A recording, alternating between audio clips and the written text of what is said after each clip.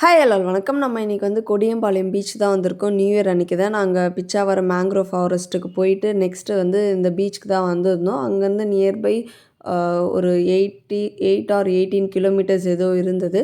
So அப்படியே வந்து இங்கே கொஞ்சம் நேரம் ரிலாக்ஸ் பண்ணிவிட்டு போகலாம் அப்படின்றதுக்காக தான் நான் சொன்ன மாதிரி நாங்கள் சிதம்பரம் கோவில் வந்து மூடியிருக்கோம், க்ளோஸ் ஆயிரும் அப்படின்னு நினச்சிட்டு தான் வந்தோம். இங்கே பீச் கிட்ட வந்தவர் தான் ஒருத்தர் சொன்னார், இல்லைப்பா இன்றைக்கி வந்து ஃபுல் டே வந்து ஓப்பனில் தான் இருக்குது அப்படின்னு சொன்னோடனே, ஓகே ஃபஸ்ட் டே போய் வந்திருக்கலாமோ அப்படின்னு யோசித்தோம். சரி ஓகே அப்படின்னு பீச்சுக்கு வந்தாச்சு. தங்க பிள்ளை எப்பயும் போல் தண்ணியில் இறங்காமல் மணல்லே உட்காந்து விளையாடிட்டு இருந்தான்.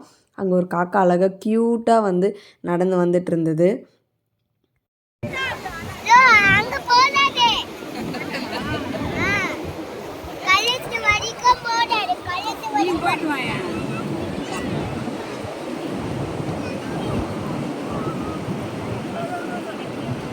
தங்க புள்ள வந்து அவங்க அப்பா தண்ணியில் இறங்க விளையாட போயிட்டாரு அப்படின்னு சொல்லிட்டு இருந்தான். அதுக்கப்புறம் அவங்க அப்பா அவனையும் பிடிச்சி இழுத்துட்டு போனார். அவன் அழுதான் தான். பட் ஆனால் அவன் வந்து தண்ணியில் ஏன் இறங்க மாட்றான் வெளியில் வந்தா அப்படின்னு எங்களுக்கோ தெரியல. அவங்க அப்பா மடியில் உட்கார வச்சு அழகாக வந்து 2 பேரும் கதை பேசிகிட்டு இருந்தாங்க.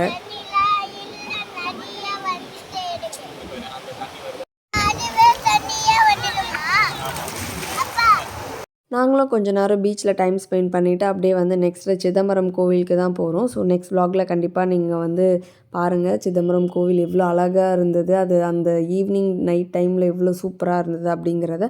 எனக்கு பீச்னால் ரொம்ப பிடிக்கும். அதுவும் இந்த அலைகளோட சவுண்டு கேட்குறதுக்கு அவ்வளோ சூப்பராக இருக்கும். அதுவும் நைட் டைம்லலாம் கேட்கவே வேண்டாம், செம்மையாக இருக்கும். உங்கள் எத்தனை பேருக்கு அதை பிடிக்கும்னு சொல்லுங்கள். நெக்ஸ்ட் வீடியோவில் பார்க்கலாம். பாய்.